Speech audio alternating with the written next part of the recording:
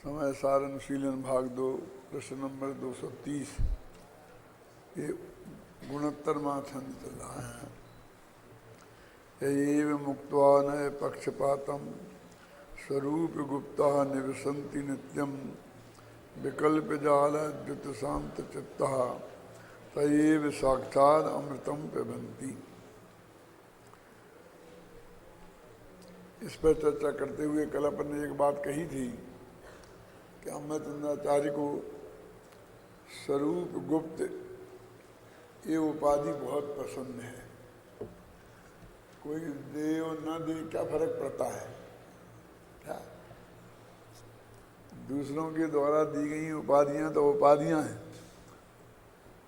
इस छंद में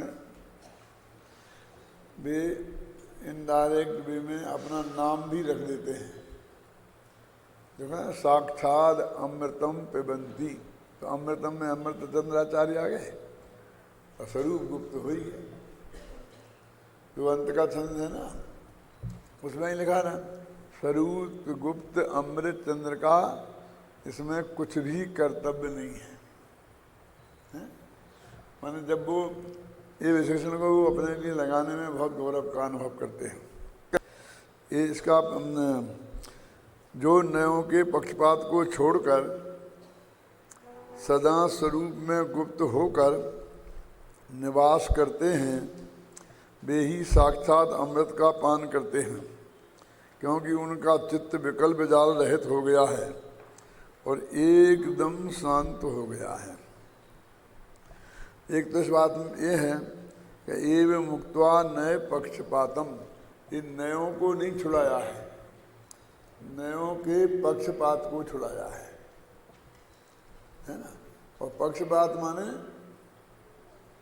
विकल्प, भेद, समझे ना। पक्षपात माने कोई जो जैसा पक्षपात आप दुनिया में समझते हो ना, ये जो शिकायत करते हैं कि साहब मेरे साथ ऐसा पक्षपात हो गया, तो सुमित जी के सामने प्रवचन में कह रहे थे ना आपसे, कहा आपके साथ पक्षपात कैसे हो सकता है, क्योंकि जब सब कुछ आपका आपके ही हाथ में है, उपादान की अपेक्षा, और निमित्त आपके कर्म का उदय है जो आपने ही बांधा था।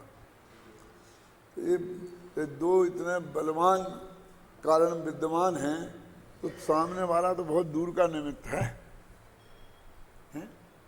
अंतरंग निमित्त और उपादान, क्यों?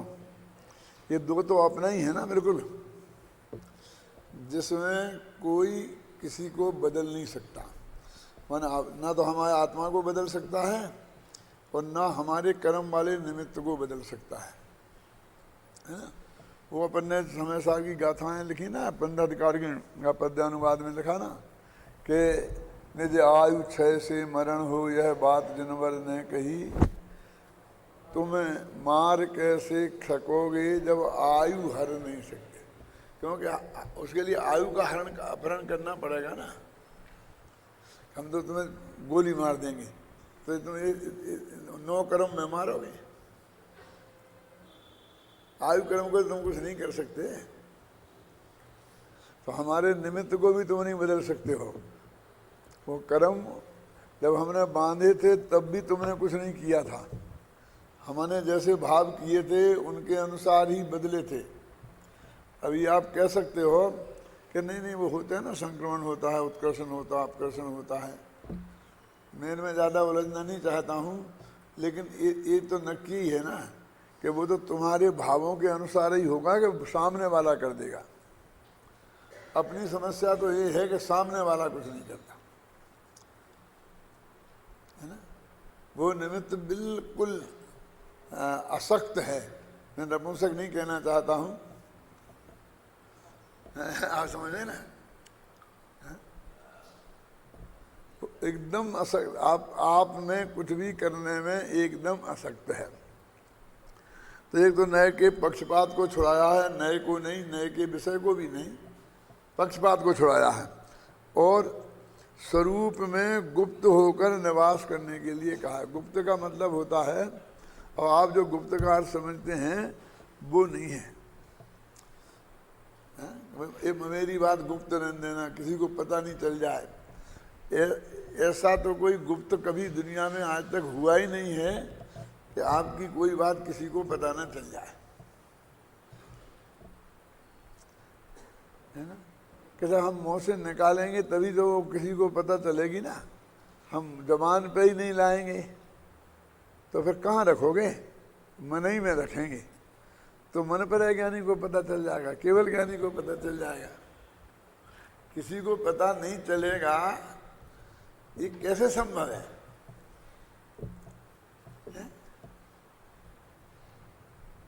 तो ये गुप्त कहाँ रही है? गुप्त माने छिपाना नहीं। हम गुप्त का अर्थ अभी छिपाना समझते हैं, और यहाँ गुप्त का अर्थ है सुरक्षित। आप समझे ना? स्वरूप में गुप्त हैं माने स्वरूप में सुरक्षित हैं, स्वरूप में छिपे हैं। कोई उन्हें डर लग रहा हो किसी को, कभी जाके किसी से छिपते फिरेंगे, समझे ना? स्वरूप में गुप्त है ना। दूसरी बात, और निवास करते हैं, तो निवास का भी अर्थ अपन ऐसे समझते हैं कि हम यहाँ जयपुर में निवास करते हैं, फिर बापू नगर में करते हैं, तो ऐसा वैसा निवास नहीं है।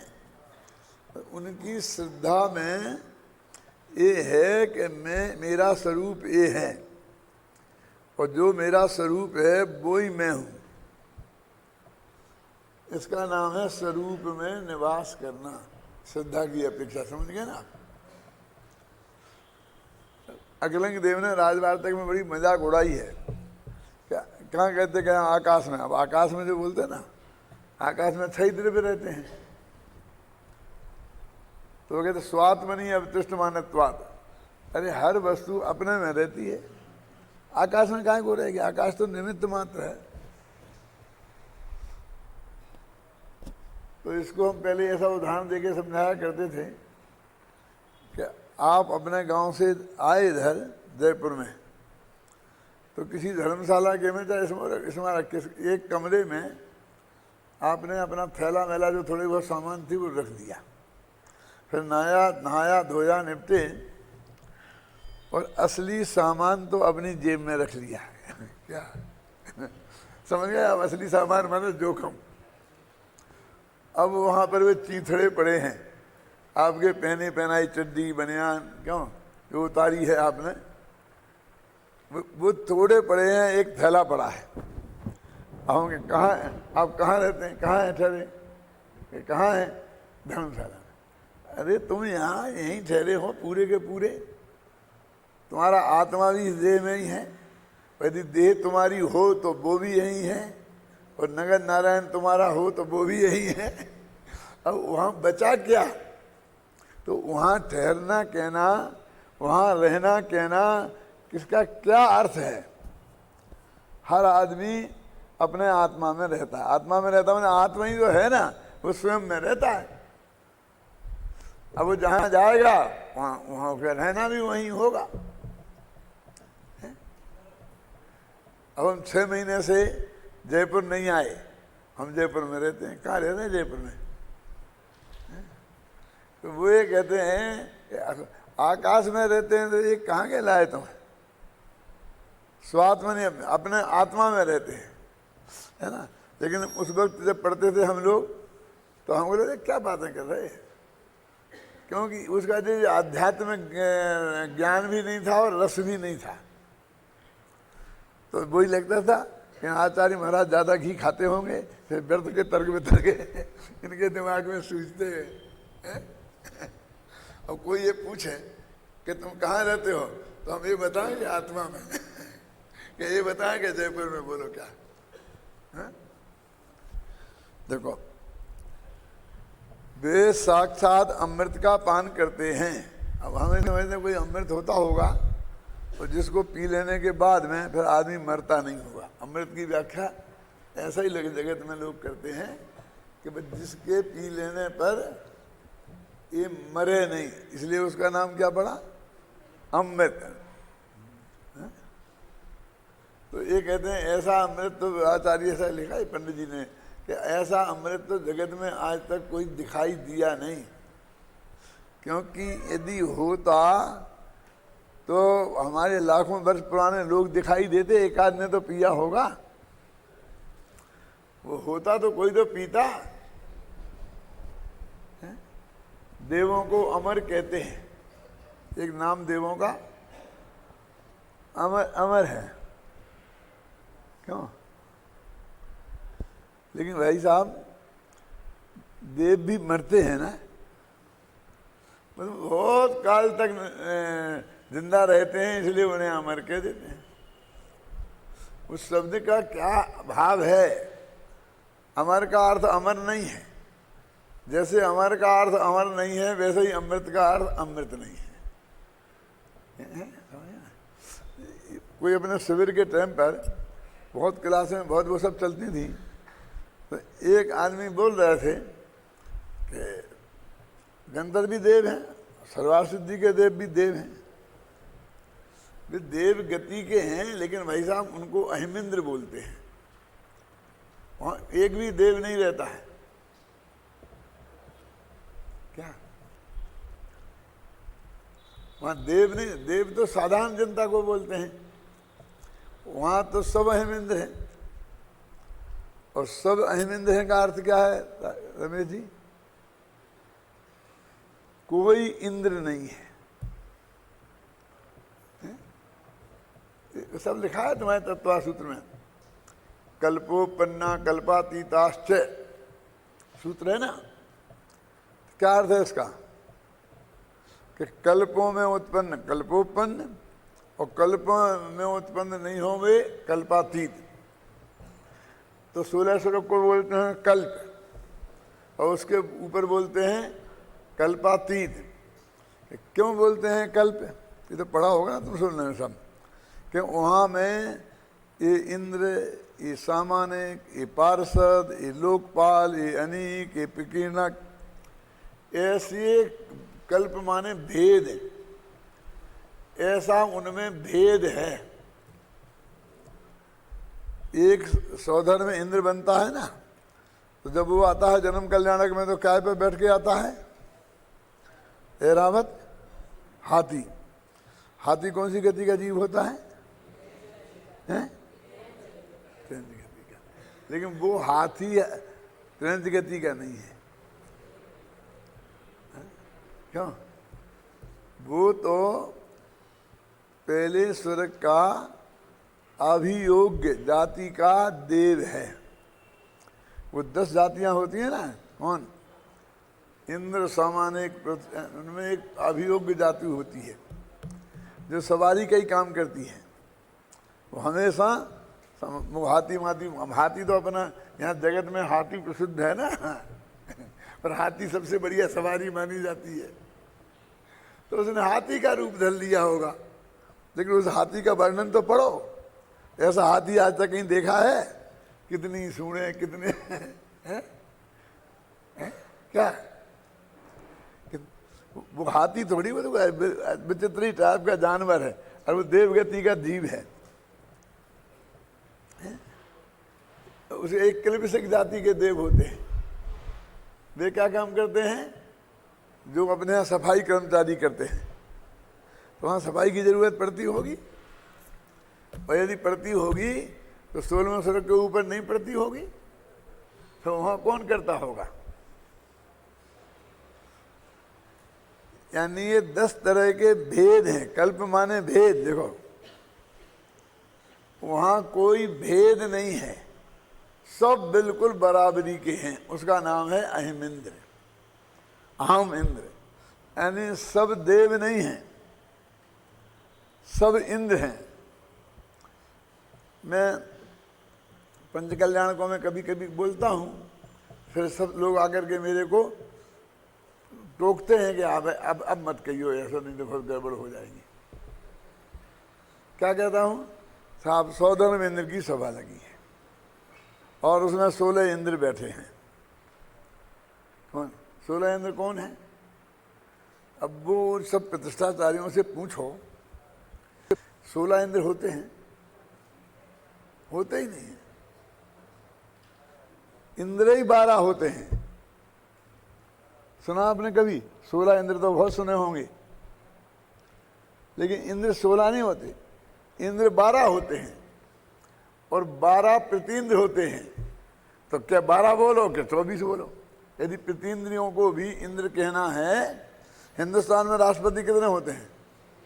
1, और उपराष्ट्रपति को भी शामिल करना हो तो 2 कह लो। लेकिन 16 तो किसी गिनती से ही नहीं होते, है ही नहीं। वो चल रहा है धड़ाधड़ है। जो जगत में है ही नहीं वे खरीदे जा रहे हैं और वे बेचे जा रहे हैं।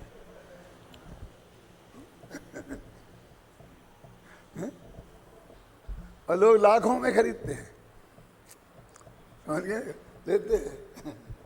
और अब देखिए, अब पहले स्वर्ग का इंद्र सोधर, तो वो बन गया अध्यक्ष, बड़ी सीट पे बैठ गया, और 16वें स्वर्ग का वो कोने में जाके बैठा है, वो 2000 वाला।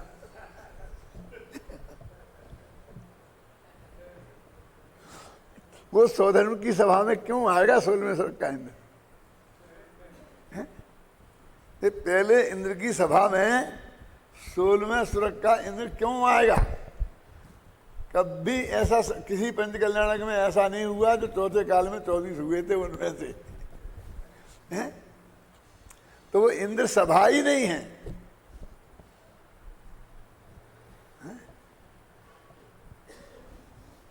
सब चल रहा है, सब लोग कहते नहीं मत बोलना मत बोलना। बाबू भाई भी कहते थे अभी दुनिया में चल रहा है आप मत बोलो। कभी कभी ये कहते थे आप लिख दो एक। मैं कहता हूँ कि मैं लिख तो सकता हूँ लेकिन मैं कभी लिखूंगा नहीं। क्यों? कि ये सब इतना प्रसिद्ध इतना प्रचलित है कि सब प्रतिष्ठाचारी एक हो जाएंगे। क्यों? कि एक तो वे गलत सिद्ध होते हैं और फिर दूसरी फिर मेरा लिखा प्रतिष्ठा पाठ कोई कराएगा ही नहीं। क्या करें लिख करके? वही चलेगा, मेरा बहिष्कार और हो जाएगा। मैं तो नैरोबी के पंच कल्याणक में भी ये बात बताई थी। तो बाबू भाई वो धन्यलाल जी बोले पंडित जी रहने दो। ठीक है भैया रहने देते हैं, क्या करें।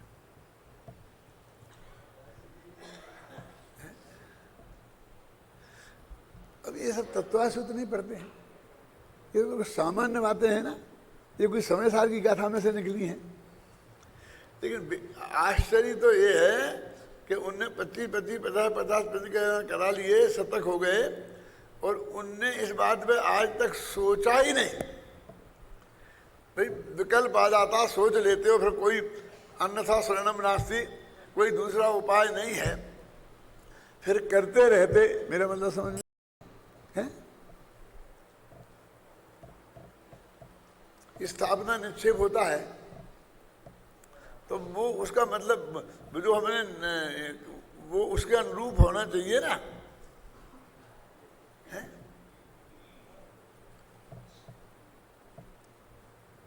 उसके अनुरूप होना चाहिए, तो वो कुछ नहीं है,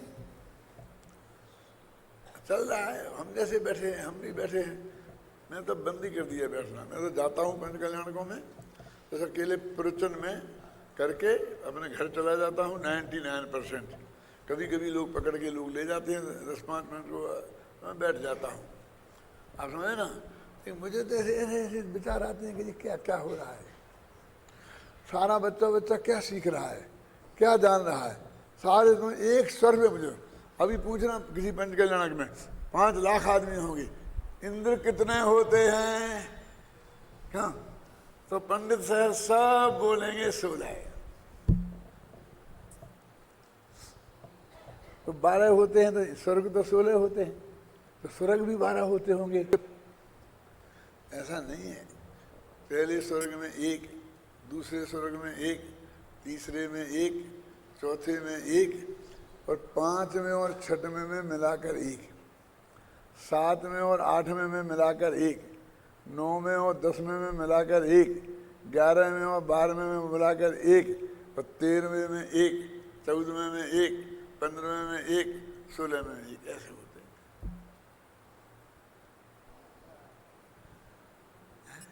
क्या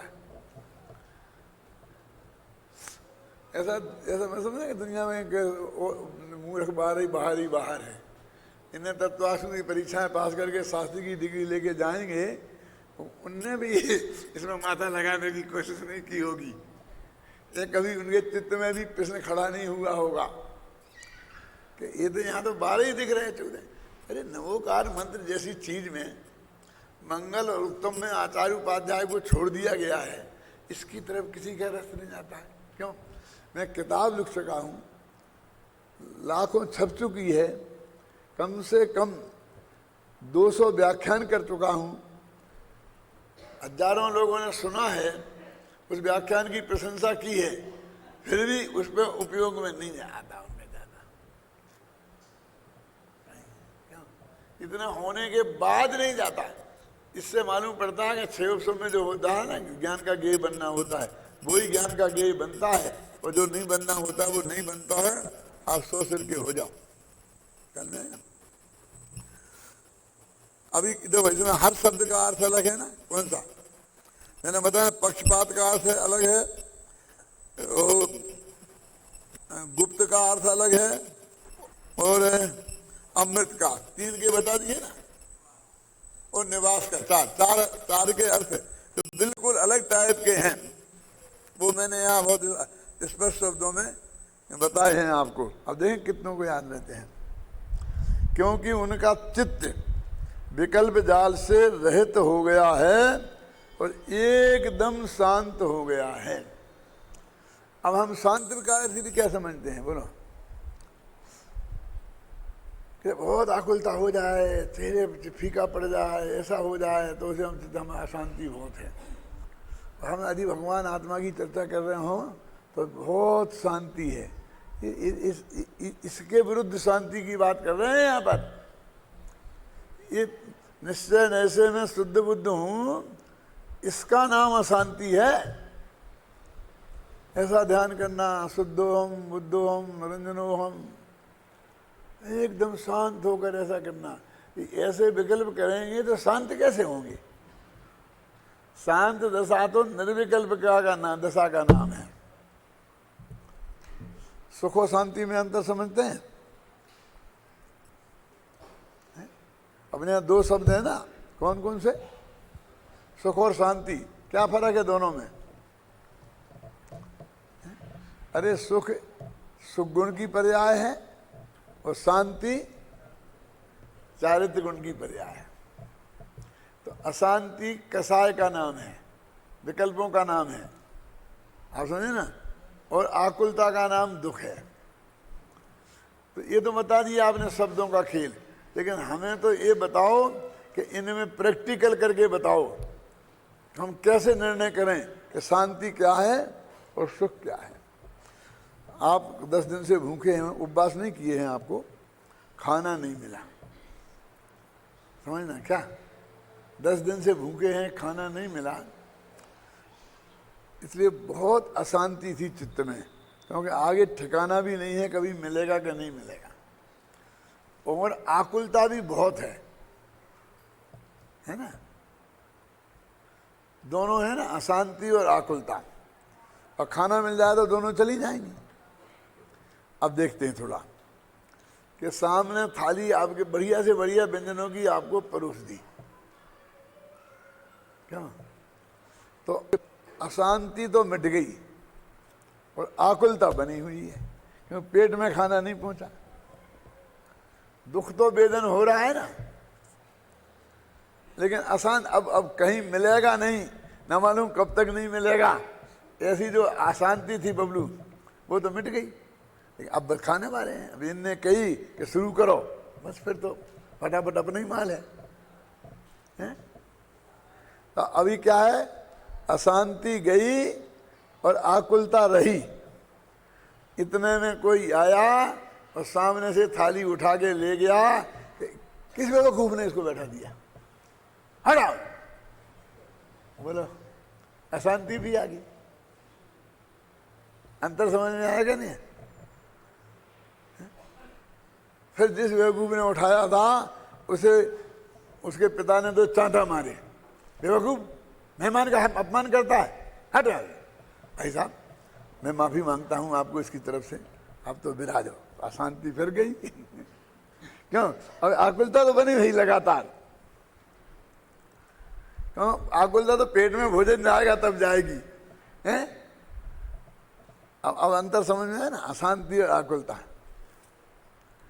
विकल्प मात्र अशांति है यहाँ कह रहे, और निर्विकल्प दशा ही शांति है। ये इसका अलग अर्थ हो गया ना। अब जो नयों के पक्षपात को छोड़कर सदा स्वरूप में गुप्त होकर निवास करते हैं, वे ही साक्षात अमृत का पान करते हैं, क्योंकि उनका चित्त विकल्प जाल रहित हो गया है और एकदम शांत हो गया है। देखो अब इसका अब पद्यानुवाद पढ़ते हैं, तो रोजीना पढ़ते हो कि जो निव से निज माही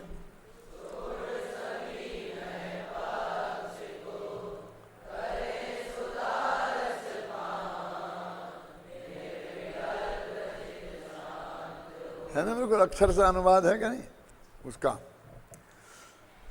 अब देखिए अपन ने ये दो सोठा बनाया, इतना छोटा सा, और अभी बनारसी दास ने ये छंद बनाया। इसी कलश का अनुवाद है जी, पहले पढ़े अब। जी न करे न ये पक्ष विवाद, धरे न विखाद अली के न भाखे।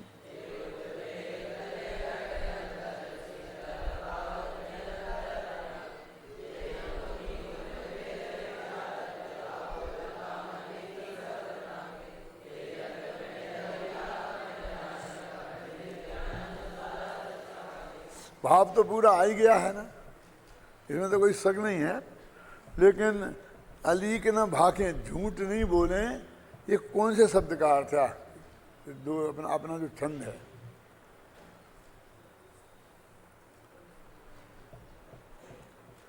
यदि ये उसका पद्यानुवाद है तो ये कौन से शब्द का ये अर्थ है? और भी कई हैं, समझ में है ना। लेकिन एक मोटा है ना, अली के ना भागे, झूठ नहीं बोलते। इनमें है ऐसा कोई शब्द? नहीं है। इसलिए मैं कहता हूं कभी कभी कि मेरा ये पद्यानुवाद है और उनका ये भावानुवाद है, दोनों में फर्क है। क्या समझ में? अभी क्यों है ये भी बताऊंगा, घबराना नहीं, पहले ही बता दूं ना, फिर आकुलता हो जाएगी। अब ये देखो, इसी के ऊपर पढ़ो। इसी प्रकार का भाव कलश टीका में पांडे राजमल जी भी व्यक्त करते हैं, जो इस प्रकार है। पांडे राजमल जी ने कलश टीका लिखी तो कलशों का अर्थ लिखा, तो बनारसी दास तो बस जो उन्हें समयसार पढ़ा था वो सिर्फ कलश टीका के आधार पर ही पढ़ा था, क्योंकि उस वक्त हिंदी का तो कोई ग्रंथ था ही नहीं, गद्य तो था ही नहीं। बताओ कोई है? शांति जी माने बनारसी दास जी 400 वर्ष पुराने हैं, तो 400 वर्ष पहले की कोई हिंदी टीका समयसार की उपलब्ध है क्या? नहीं। वे संस्कृत जानते नहीं थे, प्राकृत जानते नहीं थे क्या, तो उन्होंने समयसार कलश टीका के आधार पर ही पढ़ा था। वो तो यही समझते हैं तो इस कलश में ये सब होगा, क्योंकि उनके गुरुजी ने लिख दिया है। और वो पांडे राजमल जी पंचाध्यायी वाले हैं, और वो पांडे राजमल जी यहीं बैराठ में रहते थे। बैराठ समझते हो? विराट नगर। यहाँ पर अपन दिल्ली जाते हैं तो रास्ते में एक साहेबपुरा करके गांव आता है, वहाँ से अलवर जाने के लिए रास्ता फूटता है, तो उस रास्ते में एक विराटनगर गांव आता है। वहाँ पर एक भट्टारक जी थे। वे तो अपना भट्टारक जी के तो मालूम, खेतें होती थी, जमीनें होती थी बड़े बड़े, वो तो एक तरह से छोटे मोटे जागीरदार, ये महंत होते थे ना, आजनियों में महंत और श्वेतांबरों में यति और दिगंबरों में भट्टारक, क्योंकि उन्हें जमीनें दान में मिलती थी, उन्हें मकान भी दान में मिलते थे। देखो एक खतरनाक बात कह देता हूं, अभी सुन लेना। ये अपने जितने मठ मंदिर हैं, अपनी संस्थाएं हैं, सब ये सब 99% उनके धन से चल रही हैं कि जिनके आगे नाचना पीछे पड़ा कुछ नहीं था। या तो विधवा थी या वे बाल बच्चे नहीं थे, बांझ थी, आप समझे ना, उनके प्रति उनका अब वो धन कहाँ जाए। अब वो भाइयों से, देवरानी जेठानी से इतना झगड़ा होता रहता था, उन्हें देने का भाव रहता नहीं था। तो अंत तो गत्ता धर्म मंदिर में ही होता है, तो सब मंदिर को दे देते हैं। ये जितनी ज़मीनें जायदादें हैं जो लगी हैं ना मठों के साथ, हमें भी बहुत लोगों ने देने की कोशिश की, हमने नहीं ली आज तक। मालूम एक देवरी है ना सागर के पास, वहाँ 25 बीघा ज़मीन, यहाँ आके बैठे रहे 6 दिन तक कि ये ले लो साहब, एक शर्त है इसे बेचना नहीं, बस आपको जो बनाना हो बनाना। मैंने कहा महाराज हमको नहीं चाहिए, तुम हमें भट्टारक बनाओगे कि हम इतनी ज़मीन जायदादें इकट्ठी कर लें और फिर जाके देवरी अपनी जायदाद संभालने जाएं। देवरी है सागर के पास, नाथुराम प्रेमी वाली देवरी, वहाँ से यहाँ जयपुर में यहाँ एक मंदिर है अपने यहाँ का जोरी बाजार के आसपास, एक अग्रवाल भाई का। देखिए ये मंदिर आप संभाल लो, हमारा घर भी पूरा ले लो, वो घर में ही मंदिर है और आप अपना केंद्र बना दो। मैंने कहा भैया हमको तो ये बहुत मंदिर है, हमको तो यहीं जाना भारी पड़ता है, हम वहाँ तुम्हारा कहाँ जाएंगे समझ। हमने नहीं लिया शांति कुमार लाल जी, बहुत उनने हमसे कहा हमें नहीं चाहिए। सोनगढ़ में खेरागढ़ वालों का जो मकान था, जो जहाँ बिल्कुल अध्यक्ष में रहते थे ना, कौन हरभाई बोरा, उनके बगल में, उनने हमको बहुत देने की कोशिश करी। मैंने कहा सोनगढ़ वालों को दे दो, कि नहीं साहब हमें तो जयपुर में देना है। हम करेंगे क्या इसका? बोले आप यहाँ आओगे सोनगढ़ में, देश में रहना। मैंने कहा सोनगढ़ में अपने मकान में रहना पड़ेगा तो हम आएंगे काहे को? हम तो जहाँ जाएंगे निमंत्रण से जाएंगे, ठाट बार से जाएंगे, वो व्यवस्था करेगा, यहाँ आगे हम रोटी बनाएंगे, यहाँ आकर के हम क्या करेंगे? हमें नहीं चाहिए, नहीं लिया। क्यों? हमें पक्का पता था ये भट्टारकों के लक्षण है। लिए होते ऐसी जायदादें ना, एक बहन मंडला में हमारे नाम मकान, संस्था के नाम मकान लिख के छोड़ गई, बस। अब वो कहाँ हमारे कब्जे में नहीं आ रहा है, अब करो मुकदमा लड़ो जाकर के, फिर वहाँ पेश ही करो। जो बैठे फिर वही हड़पना चाहते हैं। आप समझे ना मैं क्या, ये क्या ऐसे भट्टारकों के पास खेती हो जाती थी, मकान हो जाते थे, और बस वे उनके संभालने में सारी जिंदगी जाती थी। अभी जाके मैंने जो बताया है ये सब इसमें बोल रहा हूँ, जाके सब जगह सर्वेक्षण कर लेना उनके पास जितनी जमीन जायदादें हैं वो कैसे उपलब्ध हुई थी। क्या खेती है, खेती करा रहे, नौकर हैं, फिर चाकर हैं, फिर बोले रहे क्या नाम, ट्रैक्टर आ गए, मशीनें आ गई, गाड़ियाँ आ गई, नौकर चाकर सब लग गए। ऐसे भट्टारक नहीं थे यहाँ विराटनगर में, जैसे भी होंगे। मैंने उनका पता नहीं, मैं हाथ जोड़ता हूँ, कोई उनके बारे में कुछ नहीं कह रहा हूँ। मैं तो सामान्य भट्टारक की प्रवृत्ति के बारे में बता रहा हूँ। तो मैं उनके यहाँ ये पंडित राजमल जी रहते थे और ये इतने अध्यात्म के रसिया थे। अब भट्टारक तो अपने प्रशासन में रहते थे, जैसे राजाओं के यहाँ राजगुरु रहते थे ना, वो धर्म करते रहते थे।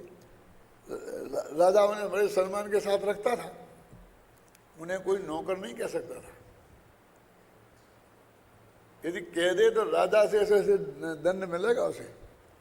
उसका नाम उनने राजगुरु रखा। राजा कहता हमारे गुरु हैं और तुम कह रहे राजा के नौकर हैं। आप सब गुरु हो, नौकर नहीं हो। कभी दिमाग में से निकाल देना कि हम नौकरी करते हैं। सब गुरु हैं, सब ज्ञान दान देते हैं, सब पढ़ाते हैं। कैसा वो जो तनख्वाह नहीं लेते वे गुरु हैं, इस धोखे में मत रहना। वे रोटी कहाँ से कमाने जाते हैं? वे भी रोटी कपड़ा समाज से लेते हैं, तुम भी रोटी कपड़ा ले रहे हैं। इतना ही फर्क है कि उन पे लाखों रुपए का खर्चा आ जाए तो भी समाज करेगी और तुम्हें नाप नाप के ही देगी। क्या समझिए? ज्यादा कौन लेता है, घबराना नहीं। समझ में आया? आप 2 नंबर के नहीं हो। देश का कोई अध्यापक नौकर नहीं है, सब गुरु हैं। ये गुरु बुद्धि जिस दिन निकल जाएगी विद्यार्थी पढ़ नहीं पाएंगे, और अध्यापक जिस दिन नौकर बन गया वो पढ़ा नहीं पाएगा। वो किसके प्रति जिम्मेवार है? हम तो कुंद कुंद के प्रति उत्तरदायी हैं, अमरचंद के प्रति उत्तरदायी हैं, ख्याल में है ना। हमारी व्यवस्था जुटाने वाले के प्रति उत्तरदायी नहीं है। तुमने ऐसा कहा, तुम कौन पूछने वाले होते हो? कुंद कुंद आगे पूछते हमसे कि हमारे गाथा के बारे में तुम ऐसा क्यों कह रहे? अमरचंद पूछते, हम उन्हें जवाब देंगे, समझ ना। अच्छा चलो, छंद पढ़ रहे थे ना अभी। जे न करे नए पक्ष विवाद, धरे न विखाद अली के न भाखे, उद्वेग तजे घटे अंतर, जे न गुनी गुने भेद विचारत।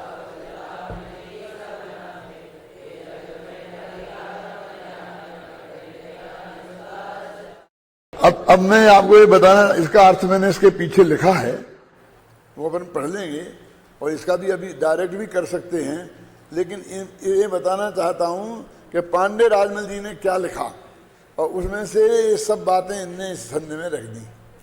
तो ये तो इसका पद्यानुवाद है, ऊपर के गद्य को उनने पद्य में डाल दिया है।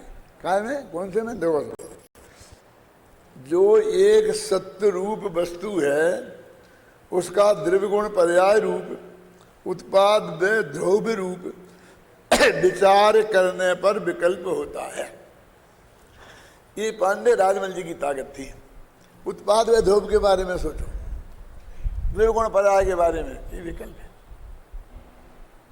क्या है? उस विकल्प के होने पर मन आकुल होता है। आप समझिए ना, आकुल कौन सी आकुलता है इसमें?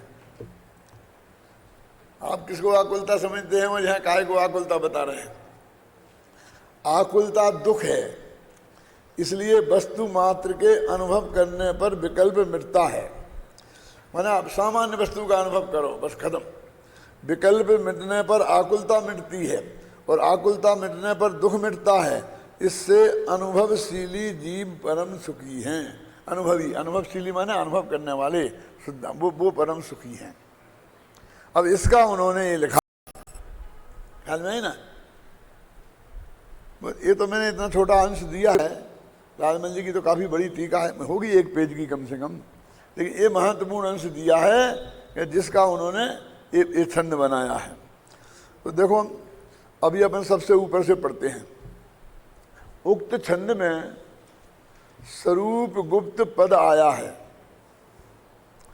आचार्य अमृतचंद को यह पद अत्यंत प्रिय है।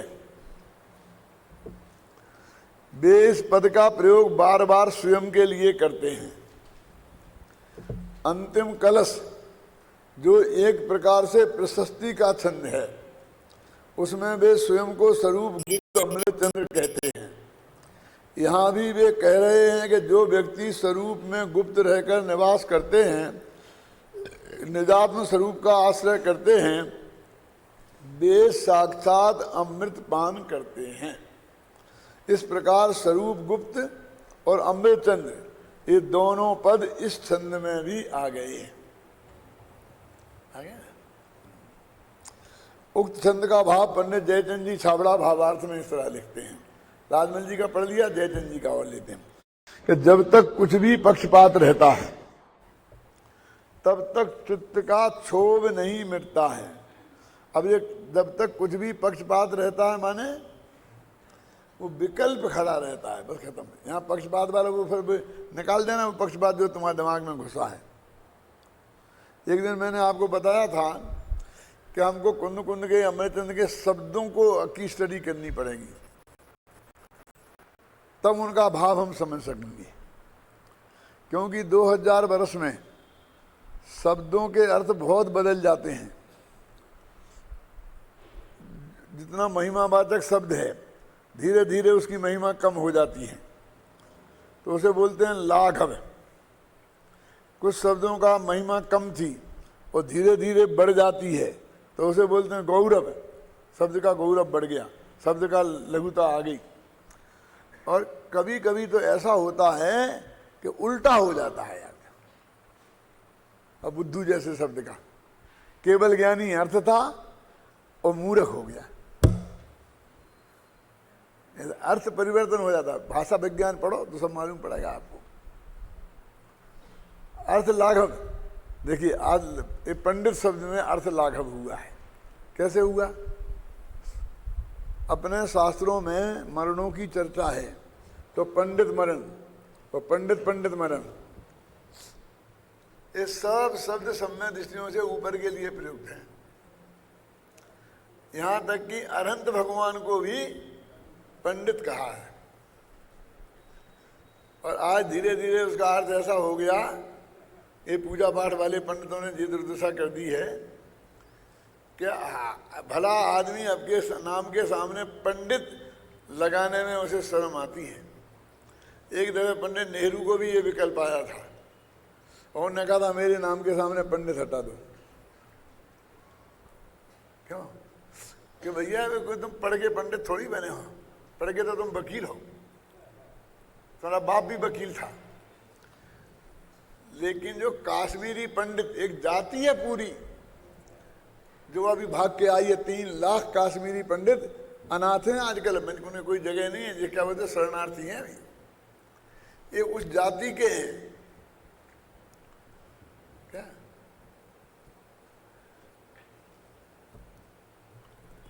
और इनकी माँ पंजाबी थी, क्यों कश्मीर पंजाब पास पास में है ना, स्वरूप रानी। इसलिए एक दफे उन्होंने कहा था, जब वो आया हुआ था ना भिंडरा वाला का झगड़ा और पंजाब का होत, तो उन्होंने कहा था कि मेरी माँ पंजाब की है, मैं पंजाब तो मेरी मातृभूमि है, माता की भूमि है, समझे ना। मैं पंजाब के साथ कोई गड़बड़ कैसे कर सकता हूँ? मैं तो पंजाब को समृद्ध देखना चाहता हूँ हैं। और कश्मीर मैं तो कश्मीर का हूँ, कश्मीरी पंडित थे वो। इलाहाबाद में कैसे आ गए, यूपी के कैसे बन गए? अरे उस जमाने में हाई कोर्ट सिर्फ इलाहाबाद में था सारे देश का, और सुप्रीम कोर्ट लंदन में। विश्वविद्यालय भी सबसे पहले एक इलाहाबाद में था। इलाहाबाद ज्ञान का केंद्र था। इसलिए वो जब वो हाई कोर्ट में वकालत करने लग गए उनके बाप, तो उन्हें इलाहाबाद में आके रहने पड़े। और विश्वविद्यालय सबसे बड़ा वहीं था। उस वक्त के लोगों को पढ़ो, सारे भाषा विज्ञानी, हिंदी के बड़े बड़े विद्वान सब इलाहाबाद विश्वविद्यालय के प्रोफेसर थे। तो ये इन शब्दों का ह्रास हो जाता है। दो उदाहरण दिए ना मैंने, कौन कौन से? पंडित शब्द का ह्रास हुआ है और बुद्धू शब्द का अर्थ परिवर्तन हो गया है। अब ऐसा शब्द भी आप खोज सकते हैं कि जो पहले बिल्कुल सामान्य अर्थ में प्रयुक्त होता था और अब धीरे धीरे वो बिल्कुल बहुत महान शब्द में हो गया। अब उसमें जरा कहना खतरे से खाली है, नहीं है?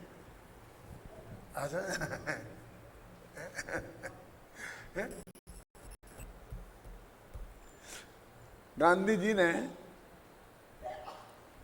वो है ना अनुसूचित जाति, जो भी समझ लो आप, उनको बहुत बढ़िया नाम दिया। क्यों? तो वे बड़े बने के नहीं बने, उस नाम की दुर्दशा जरूर हो गई। तो द्रविड़ क्षेत्र तो 2000 वर्ष पुराने आचार्य, 1000 वर्ष पुराने अमृतचंद के शब्दों को उस काल में उसका क्या अर्थ समझा जाता था, ये समझे बिना आप कैसे समझ सकते हो? इसलिए मैंने एक दिन कहा था कि यूनिवर्सिटी में आपसे कोई ये नहीं पूछता है कि आपने समय सार पढ़ा क्या नहीं पढ़ा, ये मैंने कुंद कुंद पढ़ा क्या नहीं पढ़ा, अमृतचंद पढ़ा क्या नहीं पढ़ा, तुलसी को तुमने पढ़ा क्या नहीं पढ़ा। कि तुलसी को, तुलसी राम की तो हमें कोई किताबें नहीं देखी।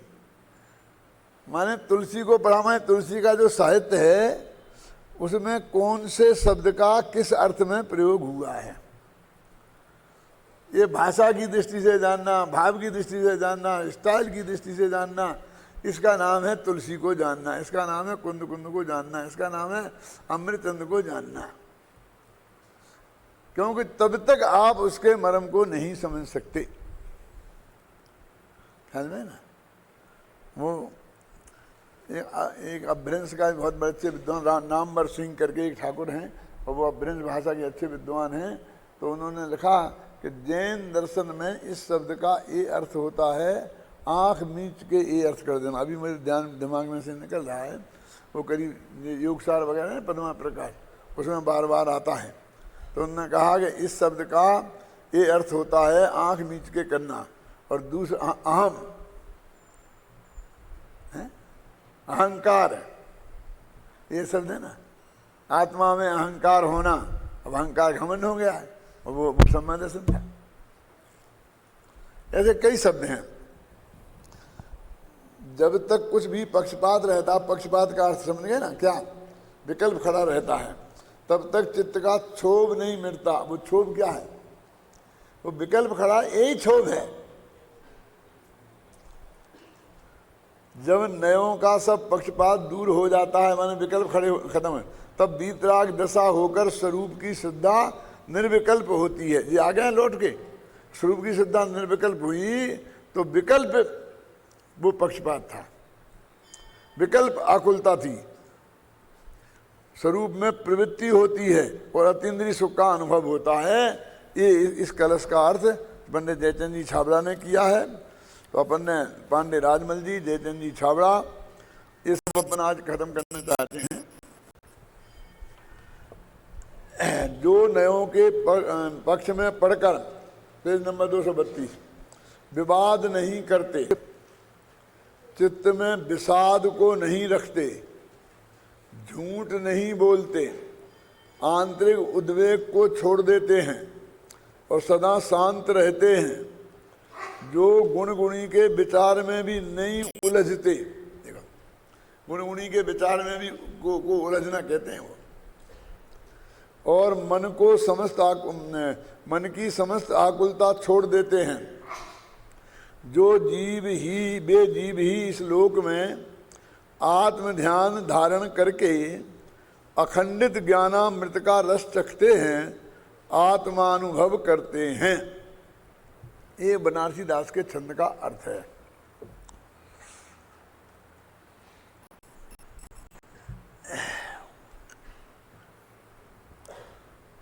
इस प्रकार यह स्पष्ट है कि इस छंद में मात्र यही कहा गया है, इस सारे का निष्कर्ष निकाल के रखा है हर जगह। जो व्यक्ति नए पक्षातीत होकर निज स्वरूप में निवास करते हैं, विकल्प जाल से रहित शांत चित्त वाले वे व्यक्ति अतीन्द्रिय आनंदामृत का पान करते हैं। तात्पर्य यह है कि आत्मानुभवी ही सुखी होते हैं और कोई सुखी नहीं है। आत्मानुभवी भी अनुभव के काल में एक मामले में अपना बहुत गड़बड़ होती है। अब छठ में गुणस्थान वाला तो अनुभव का काल नहीं है, वो विकल्पों का ही काल है। तो उसमें भी सुखी है कि दुखी। अब इसके हिसाब से दुखी है, क्योंकि अनुभव का अनुभव वाले ही सुखी होते हैं। अनुभव से बाहर आए, विकल्प खड़ा हुआ, नयों का ही विकल्प हो तो अभी दुखी बताए ना। तो भाई साहब वे तीन कसाई के अभाव रूप जो परिणति शुद्ध हुई है, उसके कारण वे उतनी सुखी है। और जितने विकल्प चल रहे हैं उतना वो दुखी है। तो वो थोड़ी का संबंध इस चीज से पूर्ण सुखी हो जाते हैं। आत्मानुभव का सुख उन्हें आ जाता है, लेकिन जब तक केवल ज्ञानी नहीं हो तब तक भी अनंत सुखी तो नहीं होते हैं ना। तो अनंत नहीं होते, तो अनंत में से जितने हुए हैं तो बाकी दुखी कहलाए ना। तो दुखी कहना अच्छा नहीं लगता, लेकिन आप सोचो, ये भी बहुत झगड़ा चला था, समझ लीजिए आपको मालूम नहीं है कि एक दीपचंद जी सेठिया थे, नाम तो सुना होगा हमने, और लालचंद भाई थे, दो जने थे, गुरुदेव के दोनों अनुयायी थे। दीपचंद जी सेठिया ने ये कहा, अपने शास्त्रों में भी लिखा है, ये बनारसी दास में भी लिखा है कि उन्हें तो बाहर निकले तो भट्टी जैसा दुख लगता है। सम्यक दृष्टि का उपयोग बाहर आए तो भट्टी जैसा, अब सुना होगा ये सब, निहाल जी के भी उसमें है? जैसे उन्हें भट्टी में झोंक दिया। अब है सम्य दृष्टि, यदि सम्य दृष्टि नहीं रहे तो मजा आ जाए, उन्हें भट्टी में झोंका हुआ कैसे लगे। तो सम्य दर्शन कायम है और वो भट्टी जैसा दुख वेदन करते हैं क्या? तो लालचंद भाई ने कहा कि नहीं, ये बिल्कुल नहीं, सम्य दृष्टि को दुख का वेदन करता ही नहीं है, वो तो अपने स्वभाव का ही वेदन करता है। और शेरिया जी इस पक्ष में हो गए कि उनका लिखा था उसमें, जो उनकी एक किताब छपती थी। शेरिया जी को आपने सुना नहीं है, ये सरदार शहर में उनके बच्चे पोते अभी आते हैं अपने यहाँ शिविरों में, तो वो इतने आध्यात्मिक थे, गुरुदेव के पास भी गए थे और अपने इसी थे कि हम जब उनसे गुरुदेव की आज्ञा से उनसे मिलने गए इसी विवाद में के चक्कर में, तो उनके घर में जाते थे तो दरवाजे पर महिलाएं गीत गा के स्वागत करती थी किसी का भी मेहमान का। शादी विवाह में वो मिले थे अपने क्या पंचा सफरिया आप तो जानते होंगे, वो स्वागत ही है ना। तो ऐसा हम लोगों का वहां स्वागत हुआ। सर जब भोजन करने को बैठते थे तो उस वक्त महिलाएं गीत गाती थी और वो गीत शेठिया जी ने खुद बनाए थे और उसमें ऐसा था, आत्म को रस न्यारो उदगल को रस न्यारो, उदगल को रस न्यारो आत्म को रस न्यारो।